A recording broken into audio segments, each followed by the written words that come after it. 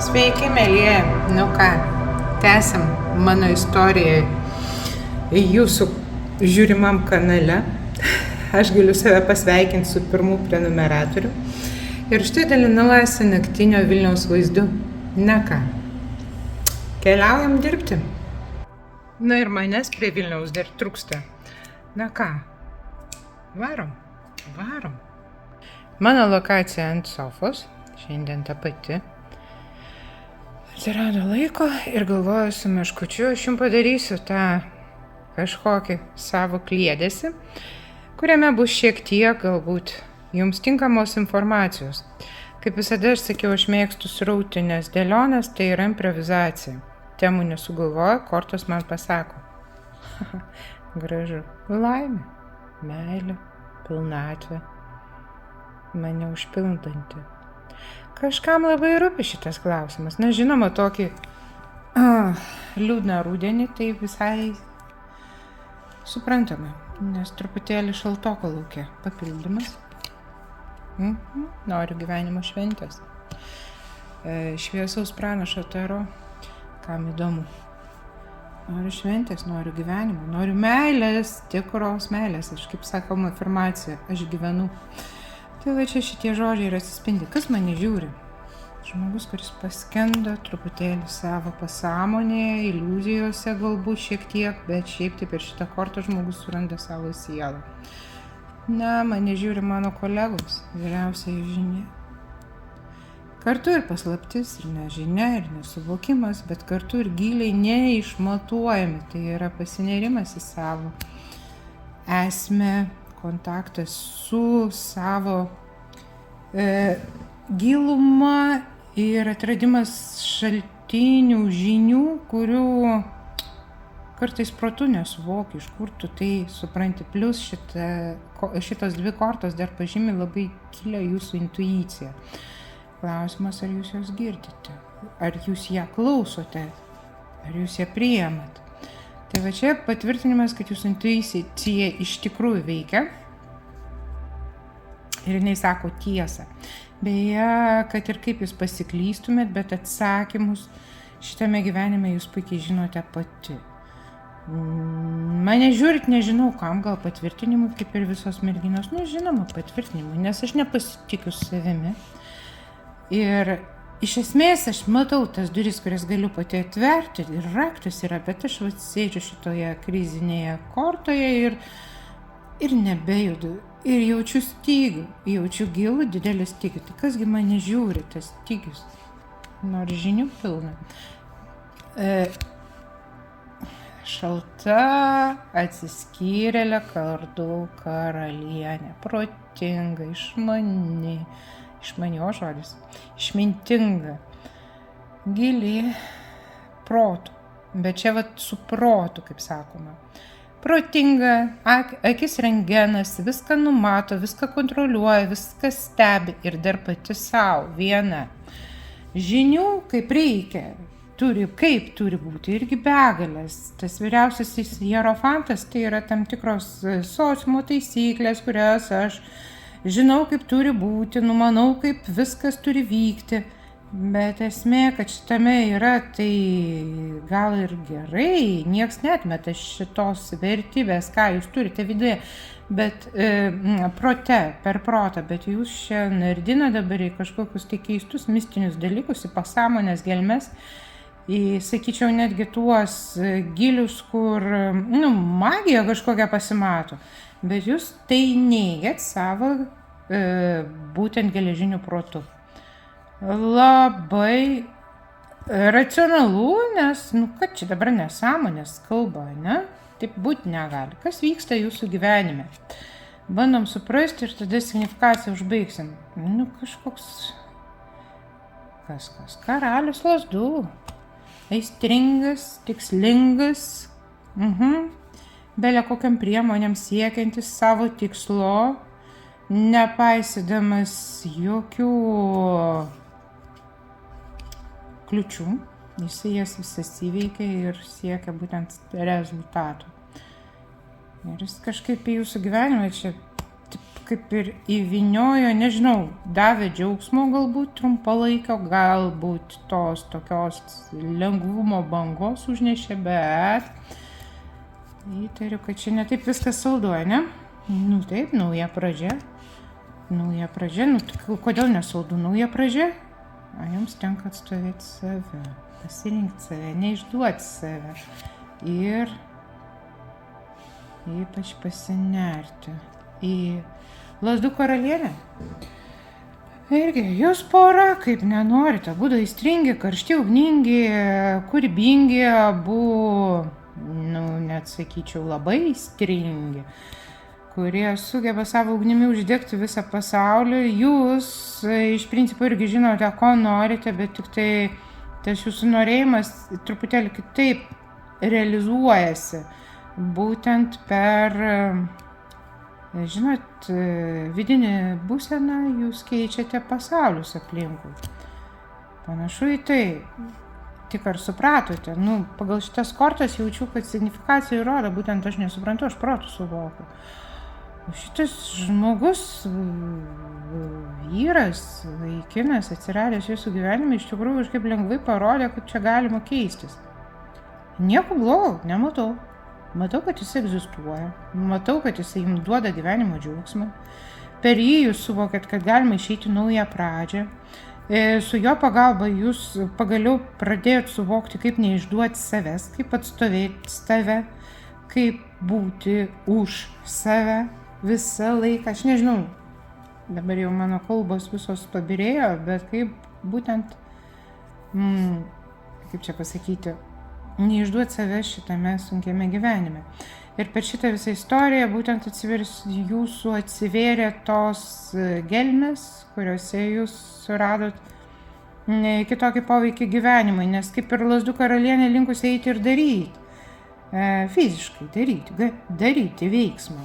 Bet čia truputėlį kitaip, nes ezoterinės tos dvi kortos pradžioje mėnulis ir vyriausia žinia parodė, kad jūs galite daryti ne visai veiksmų, o savo stovių.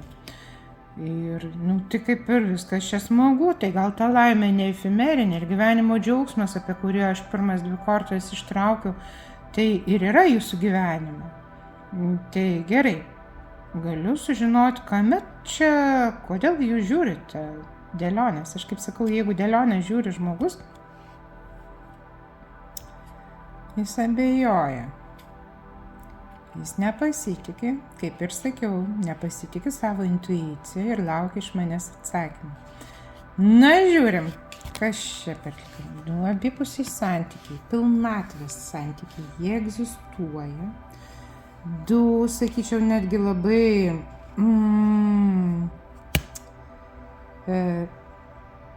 iš tikrųjų turtingi vidumi žmonės susijungia į vieną ir iš to susijungimo nevyksta tai, kai vienas kitą papildo, o gaunasi, kad jie antiek užpildyti abudu, kad sugeba iš tos pilnatvės kurti kažką naujo. Ir iš čia gimsta būtent tas, kai yra augimas, persipinant vienas su kitu ir išėjimas į kažką naujo. Tai yra tam tikras konfliktas, ar tai gali būti vidinis, išorinis. Bet vardan tos taurės, kurie atskleidžia jūsų širdį, kodėlgi ne? Ir jūs suvokėt du tuzai, tuzas taurių ir kardų. Kad elgiatės ne visai protingai, ne? Kad per daug aistros čia visame šitame. Aš matau iš tikrųjų porą dviejų aistringų žmonių, kurie kai kada net pamiršta, kas yra gyvenimas. Taip biški pasipeša tarpusavėje, pasikonfliktuoja, kas čia svarbesnis, kas čia vyresnis, kas čia protingesnis ar dar kažkas tai. Bet iš esmės vis tiek ateina suvokimas, kad, aistra ir ugnis užlieja akis ir aš kitaip gyventi jau nebegaliu. Gerai, kam tas ryšys duotas jums, nes čia truputėlį viskas taip saldu, jau karamelės parduotuvė pakvypo. Kam tas ryšys duotas? O kad būtent suprasti viduje, pabandom išdėti. 5 kortas ir tada spręsti, bet pagal pirmą kortą, kad tai, žinote duota būtent jum, kad jūs įprasmintumėt ir save, ir jūs supantį pasaulį iš naujo. Ir tai turit padaryti būtent mane žiūrinti pati viena su savimi. Sekantį kortą. Ir neapgaudinėt savęs.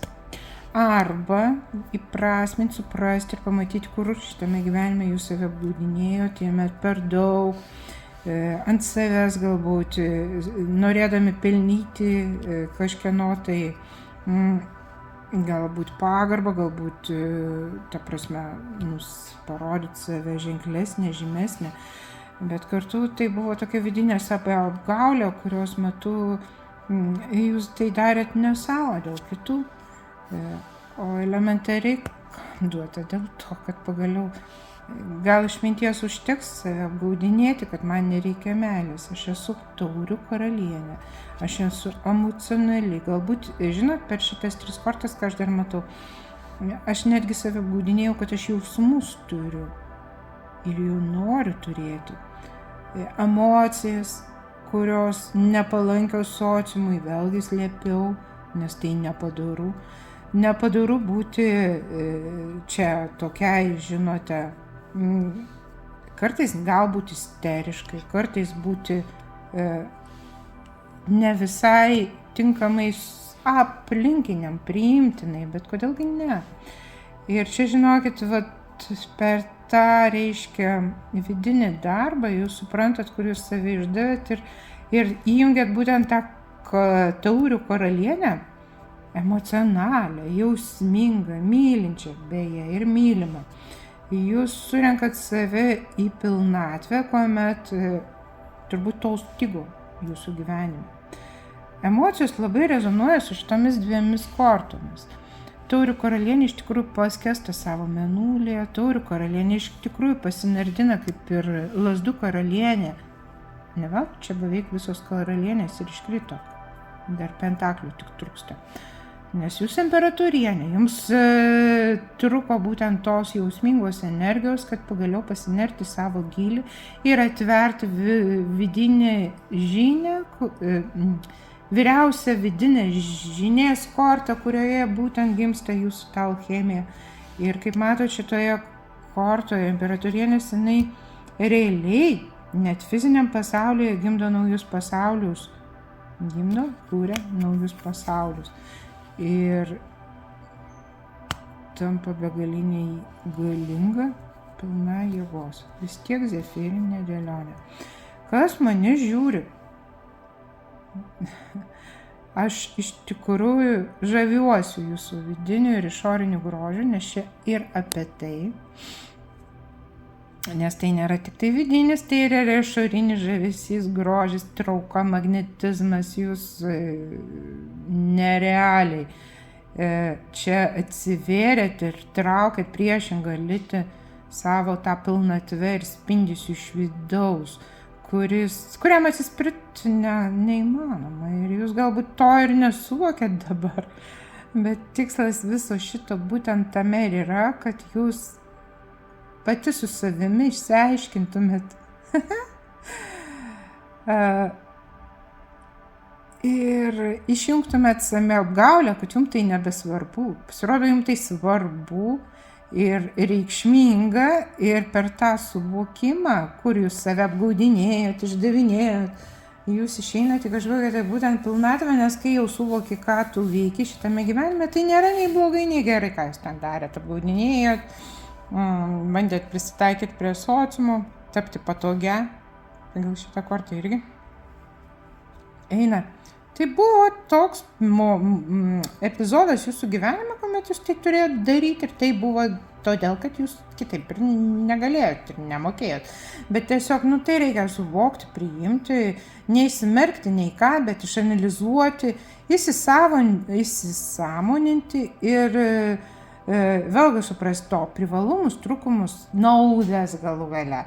Ir, kaip sakom, išanalizavus, jūs iš to išeinate į kitą lygmenį, nes, kaip ir atsiverti reikėtų pačiai savo, bent jau tiesą pasakyti visą laiką. nes jau savęs tai neapgausi, nors mes sėkmingai tai darome, bet šios kortos būtent kalba apie tą procesą, kuomet jūs jau su savimis kalbat nuoširdžiai ir sąžiningai, man taip panašu. Į kurią linkmę jūs čia veda? Kaip gerbuvį jūs veda. Gerbuvį veda, kuriame jūs iš tikrųjų, kurį jūs dabar stebite, galbūt matote kitur ir negalvojate, kad čia jums tinkamas dalykas. Taip, žinoma, čia ne man, čia ne apie mane, manęs to mano gyvenime to nebus. O sako priešingai, jūs išeinate į naują gyvenimą. Čia žinokit ir kur veda, tai į balansą. Jūs išeinate į naujus pasaulius, į naują balansą, kuriame jausite harmoniją. Žiūrėkite, kur tai veda. O veda būtent iš jūsų tos mąstymo struktūros. Jeigu kas. Ne man, ne apie mane. Tiesiog bus žarstomi į priekį jum, kaip sakom, įrodymai, kad ne taip. Ir per tuos įrodymus ir juos stebėdama jūs apie tą gerbuvį, kuris pas jūs ateina, apie komforto zoną, kurioje jūs atsirandate po truputėlį, jūs suprasit, kad komforto zona nėra išorinis, kažkoks tai, atsiprašau, ne išorinis, tai išorinis, nėra konkreti vieta fizikoje, nėra konkreti vieta šitam pasaulyje, o komforto zona yra viduje. Kai jūs gerai jaučiatės, belia koks geografinis taškas žemėje tampa jums komforto zona. Ir jūs tai būtent nagrinėsit ir galvosit, kad taip nebūna, bet iš esmės galbūt netgi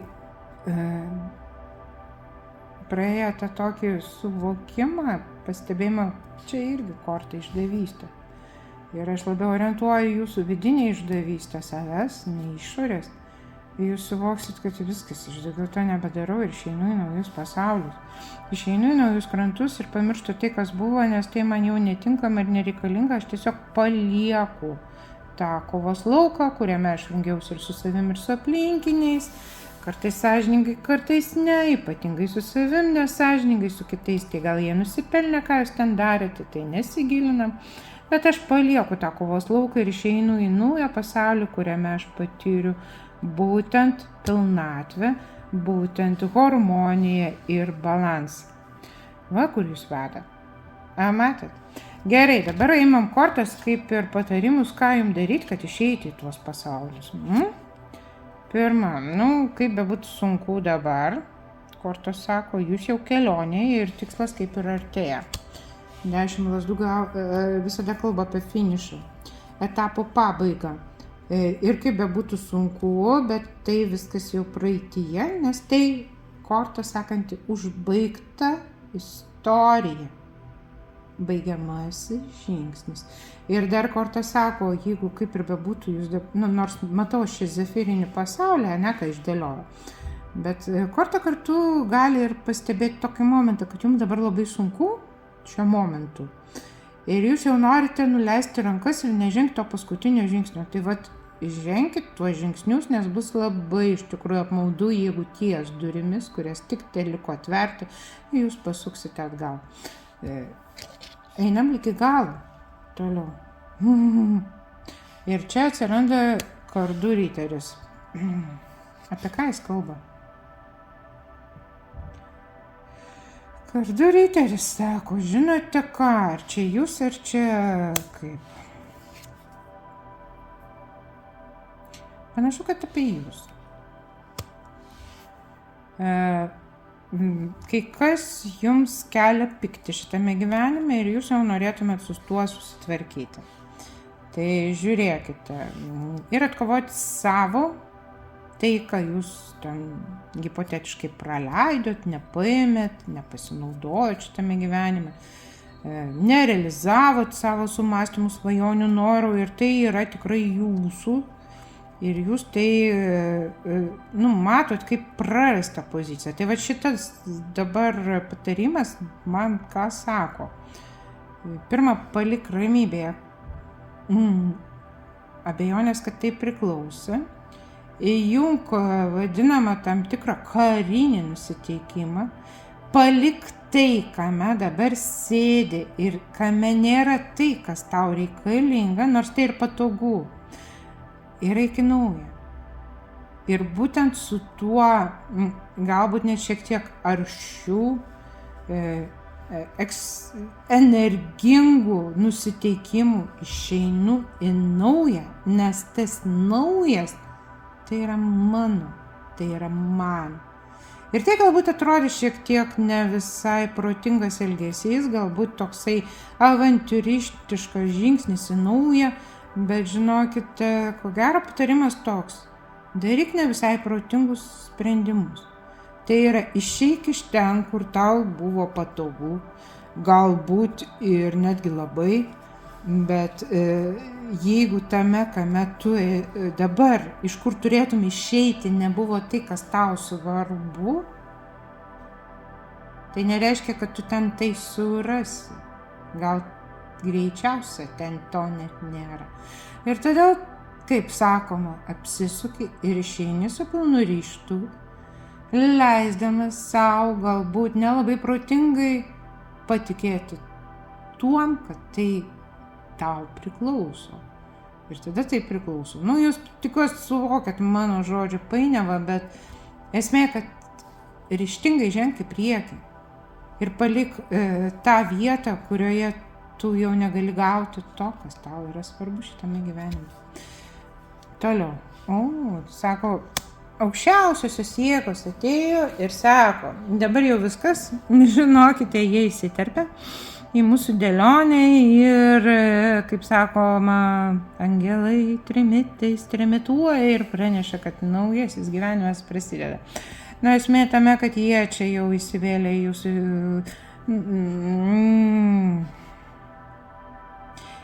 į jūsų likimo raidą, netgi tai pasakyčiau. Metas atgimti, gana egzistuoti. Sako, prisikelk, prisimink tai, kas buvo ir keliauk gyventi.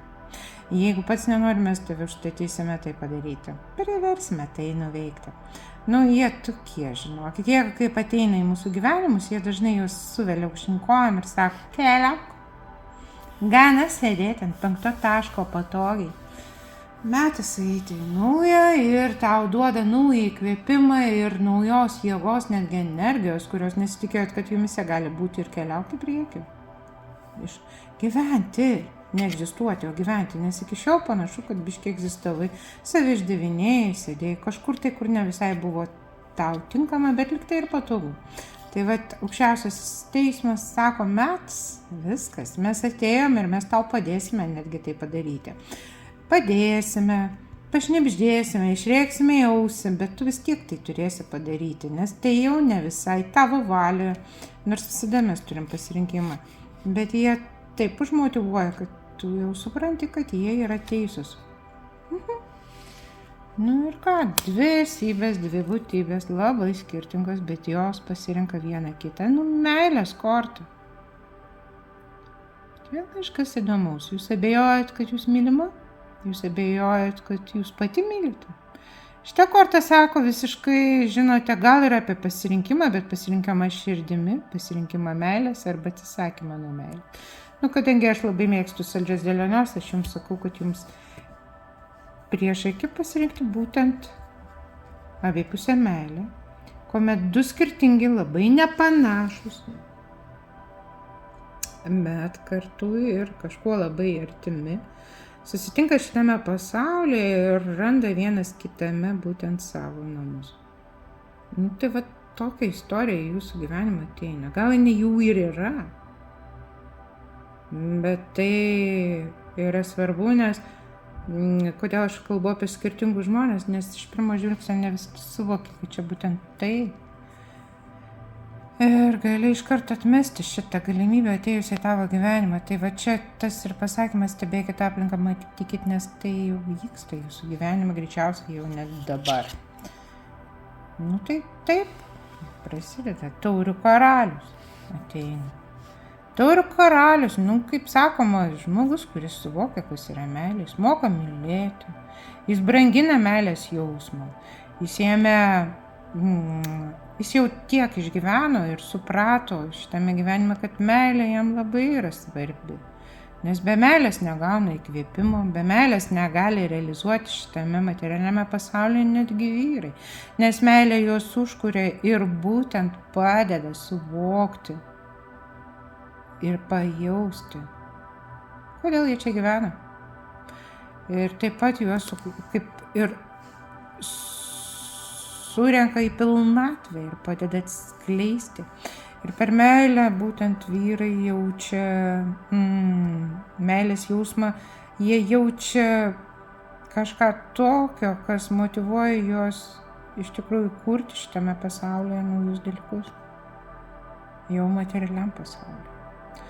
Tai va toksai personažas kažkaip tai link jūsų eina. Ar eina? Nu taip, per pasaulį ir eina. Ne veltui sakiau, kad jūs būsite labai skirtingi. Galbūt net dabar jisai yra jūsų akiratėje, bet jis kažkur toli per atstumą, bet kartu ir per jį jūs būtent matote savo naują pasaulį. Su juo jūs liktai jau praėjot kažkokius etapus logiškai, kurie jau kaip ir baigėsi, bet kartu per tą prasmingą pabaigą atveria naujus pasaulius. Ir čia būtent pasirinkimas apie pasirinkimas dviejų į vienas į kitą nepanašių žmonių, būti kartu, tarkim taip, gerai, saldžiai tai saldžiai. Kaip užbaigti gražiai šitą dėlionę? Turbūt pasūdyti, ne? Ne, sako, nieko tu nepasūdysi. Tai jau vyksta, realiai tai vyksta, 8 lazdų korta, sako, tai jau tvyro. Jūs gal nematot, gal nejaučiat, bet tai jau dabar vyksta ir kažkur tai, aišku, galite ir gauti pranešimą, va čia kažkokią žinutę, laišką, skambutį, bet čia greičiausia, kad tiesiog energetiniai tie laukai jau, kaip energetiniai, virsmas to pokyčio, apie kurį jūs čia svajojate, ar bus to gyvenimo laimė, šventė per pirmas kortas, kurias aš kalbėjau. Sako, jau tai dabar, taip grubiai sakant, vyksta, organizuojama, kūriama ir net neplanuojama. Tai jau veikiama, kad tai įvyktų.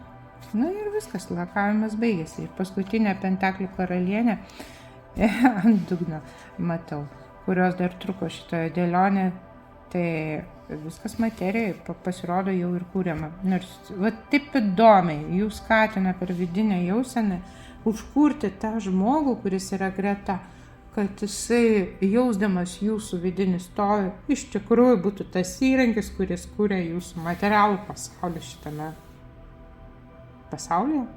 Taip. Tai va, patiktukai iš jūsų jau tiko. Nebūkit tokie godus ir negailėkit patiktukų, prenumeratos ir šiaip tik komentarai. Jeigu yra ko pasidalinti, man būtų labai smagu tai skaityti.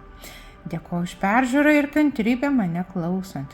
Ir sėkmės jums bei iki kito susitikimo kitame video. Iki.